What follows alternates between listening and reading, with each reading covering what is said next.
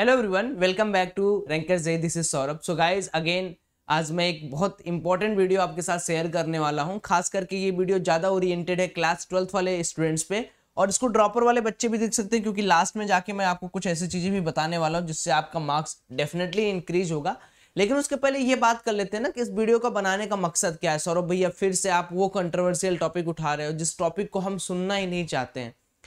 लेकिन मैं आपको कोई आशा दूं, उम्मीद दूं, इससे बढ़िया मैं आपको सच्चाई बता देता हूं। जो हम लोगों ने फील किया, जो अपने साथ हम लोगों ने गलती किया, हर बार होता क्या है कि हम लोग क्लास 12th के एग्जाम के पीठ के पीछे पूरा अपना जो जेई होता है वो बर्बाद करते हुए होते हैं। और मुझे बार बार कमेंट में ये दिख रहा है कि बहुत सारे बच्चे हर बार एक ही मैसेज कर रहे हैं, भैया बताओ टर्म 1 और जेई को कैसे बैलेंस करें, टर्म 1 को प्रायोरिटाइज करें टर्म या जेई को प्रायोरिटाइज करें, कौन सा क्या करना है, कैसे होगा 75% रूल।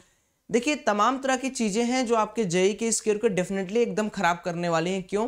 क्योंकि अगर आप देख सकेंगे तो माइनर सब्जेक्ट के एग्जाम जो हैं वो एक स्टार्ट हो चुके हैं, आपके स्कूल वगैरह एग्जाम लेना स्टार्ट कर चुके होंगे। जो मेजर आपके होने वाले, जैसे मैं इंग्लिश की बात करूं, मैथमेटिक्स की बात करूं, फिजिक्स की बात करूं, केमिस्ट्री की बात करूं, तो मुझे लगता है 4 दिसंबर से लेकर आपका 14 दिसंबर तक पूरा का पूरा पेपर है। 4 से 14 दिसंबर तक पूरा का पूरा पेपर आपका होने वाला है, जो कि 12th का मेजर है। अब ऐसे में आपके दिमाग में ये चल रहा होगा कि यार दिसंबर भर ना पूरा पढ़ लेते हैं, आज से ही बोर्ड की तैयारी स्टार्ट कर देते हैं, और यही सबसे बड़ी आपकी गलती है। मैं पिछली वीडियो में भी जब मैं बताया था कि टर्म 1 और जेई में किसको प्रायोरिटाइज करें, तो मैंने आपको वहां पर साफ साफ ये चीज बोला था कि आपको जेई का ही पढ़ना है। बस अगर आप फिजिक्स पढ़ रहे हैं या आप केमिस्ट्री पढ़ रहे हैं या आप मैथ लगा रहे हैं तो थोड़ा सा एनसीईआरटी पर्पज को भी देखते चलिएगा। सिर्फ ये बात मैंने बोली थी। लेकिन अब पता नहीं आप लोग को सिलेबस रिडक्शन के अंदर इतनी क्या दिक्कत आ रही है कि आप लोग एक्स्ट्रा क्लास 12th की तैयारी करने बैठ गए हो, कि उसी को कर रहे हो, उसी के एमसीक्यू सॉल्व करके खूब खुश हो रहे हो कि मैंने 1 घंटे फिजिक्स पढ़ा, 1 घंटे केमिस्ट्री। इससे जेई नहीं निकलने वाला भाई। वहां पर क्या ज्यादा पूछेगा क्लास 12 में, साइक्लोइलेक्ट्रॉन में कितने डीज होते हैं, क्लास 12 के बोर्ड में यही पूछेगा। रेडियस जो आएगा साइक्लोइलेक्ट्रॉन में उसकी यूनिट कौन सी होगी, ये पूछेगा। आपसे पूछेगा पोटेंशियोमीटर में बैलेंसिंग लेंथ का क्या मतलब होता है। आपसे पूछेगा कि अगर कोई व्हीटस्टोन ब्रिज है उसमें अगर मुझे बैलेंसिंग पॉइंट चाहिए तो मुझे रेजिस्टेंस के रेशियोज किस तरीके से लेने होंगे। क्या ये सब आप नहीं कर पाओगे? या ज्यादा आपको क्या पूछ लेगा कि न्यूमेरिकल्स दे देगा, उसको सॉल्व करोगे, और आपको पता है बोर्ड लेवल के न्यूमेरिकल्स बोर्ड लेवल के ही रहेंगे, वो जेई लेवल को टच नहीं करने वाले। लेकिन आप उसके पीछे ये जो 30 से 35 दिन या मान लीजिए आपने 20 दिन भी गवाए, इस 20 दिन का हिसाब आप कभी नहीं ले पाओगे या कभी रख नहीं पाओगे, क्योंकि फरवरी में आपका एक एग्जाम पक्का होना है। इस बार किसी भी तरह करके जेई को अपने ट्रैक पर आना है, नीट एग्जाम को अपने ट्रैक पर आना है। इसीलिए मैं आज भी आपसे ये चीज कह रहा हूं कि कमेंट करके मुझे ये बताओ कि आपका प्लान क्या है। आप मेरी बात मानना चाह रहे हो या आप बोर्ड की तैयारी करोगे? तो कमेंट करके आपको क्या बताना है कि भैया जो दिन छुट्टी रहेगा सिर्फ मैं उस दिन पढ़ाई करूंगा। जैसे मैथ आपका, मान लो इंग्लिश आपका चलने वाला है, इंग्लिश एक दिन पहले पढ़ लिया, ठीक। उसके बाद देखिए इंग्लिश के बाद मैथमेटिक्स में 3 दिन का यानी 2 दिन का गैप है, 4 और 5 को गैप है, 6 को आपका मैथमेटिक्स है, तो 4 और 5 को आपने मैथमेटिक्स। आप सोचो सिलेबस भी तो रिड्यूस्ड है और पूरा का पूरा ऑब्जेक्टिव आने वाला है, ये भी तो सोचो। मैं ये चाहता हूं कि आप इस क्लास 12th के टेंशन में अपना जेई मत बर्बाद करो, केवल सीरियस एस्पिरेंट। क्योंकि बाद में क्या ना, आप सोच रहे होगे कि यार सौरभ ये चलो एक एक्सक्यूज दे देंगे कि 12th में हमने जेई अच्छा नहीं किया और हम ड्रॉप लेने जा रहे हैं, यानी हम ड्रॉपर बनेंगे। ये कोई बहुत बड़ा एक्सक्यूज है यार, और बहुत बढ़िया थोड़ी है, इसमें और मगजमारी है। आप ये याद रखना। ये तो चलो आप इस समय अगर एक डिसेंट रैंक पाके आईआईटी वाईआईटी में चले जाते हो, एक तो आपका 1 साल बच जाता है और आपका जो प्रेशर होता है वो कितना ज्यादा रिड्यूस रहता है, ये भी सोचो।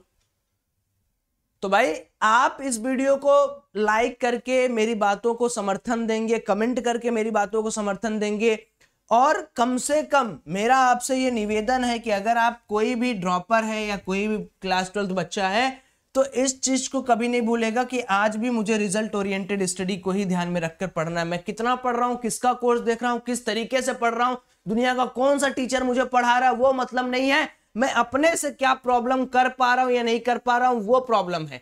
अगर मैं अपने से प्रॉब्लम नहीं कर पा रहा हूं तो इंडिया का बेस्ट टीचर भी मुझे आके पढ़ा रहा है, मेरा रैंक इंप्रूव नहीं होगा। एक बात याद रखिएगा, अगर आपको आपके गली के एक मास्टर जी पढ़ा जो क्लास 12 फेल होके भी आपको पढ़ा रहे हैं अपने एक्सपीरियंस के दम पे, और अगर वो आपको सिखा सकते हैं कि ये जेई का प्रॉब्लम बेटा इसको लगाने का ये तरीका, और आज बाद में आप उस सोल्यूशन तक पहुंच जा रहे हैं, ये आपकी सबसे बड़ी जीत है। क्यों? मैं लास्ट में फिर से आपको बताता हूं, जेई की तैयारी करने के लिए हर साल 9 लाख बच्चे बैठते हैं, लेकिन 9 लाख में से उन्हीं बच्चों का सिलेक्शन होता है जिनको एग्जाम में बैठ के प्रॉब्लम लगाने की आदत हो, तकनीक पता हो, और वो चैलेंज ले लेकर अपने आप को बिल्ड किए हैं।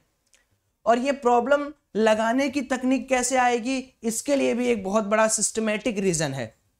हमारा जो टाइम है वो इस तरह निकल जा रहा है, हम ऑफलाइन ऑनलाइन कोचिंग में रह रहे हैं, फिर हम किसी का टेस्ट सीरीज कर रहे हैं, फिर किसी भैया भाभी का वीडियोस देख के उसके साथ हम लोग कुछ कर रहे हैं। क्या भैया ने बोला है कि ये चैप्टर है, 10 चैप्टर को 10 दिन में पढ़ लेना तुम्हारा हो जाएगा, ये एक सेल्फ स्कोरिंग चैप्टर, ये टॉप स्कोरिंग चैप्टर है, ये चैप्टर के अंदर ये पढ़ लेना, इसके शॉर्ट्स नोट्स देख लेना हो जाएगा।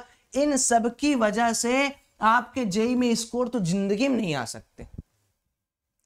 स्कोर कैसे आएंगे? जब आप ऑफलाइन ऑनलाइन पढ़े, क्लास करने के बाद जो भी आपकी 6 से 8 घंटे क्लास चली खत्म हो गई, आप रिलैक्स हुए, अपने आप के लिए 5 मिनट 10 मिनट समय निकाले, उसके बाद जो बचा 6-7 घंटे उसमें पढ़े, खुद से पढ़े, खुद से डीपीपीज लगाए, खुद से क्वेश्चंस लगाए।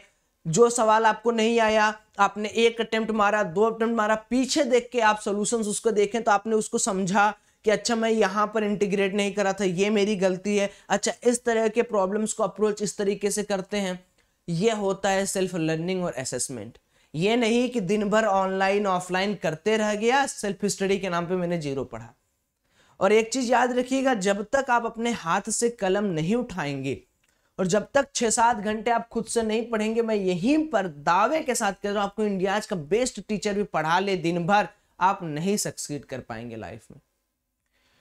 तो बस कुल मिला जुला के इतनी सारी चीजों का जो आउटपुट आया या जो कंक्लूजन आया वो यही आया कि 12th बोर्ड को आपको सिर्फ और सिर्फ एक अल्टरनेट रख के चलना है, क्योंकि आपको ही पता है कि आपको सपनों में अगर जेई और नीट है या आईआईटी या एनआईटी है या कोई एक मेडिकल कॉलेज है, तो आपको ये चीज पता होनी चाहिए कि मुझे कॉलेज में जाने के बाद इस क्लास 12th के बोर्ड परसेंटेज की जरूरत नहीं है। और मुझे नहीं लगता कि आप इतने नीचे हो कि 90% तक नहीं ला पाओगे।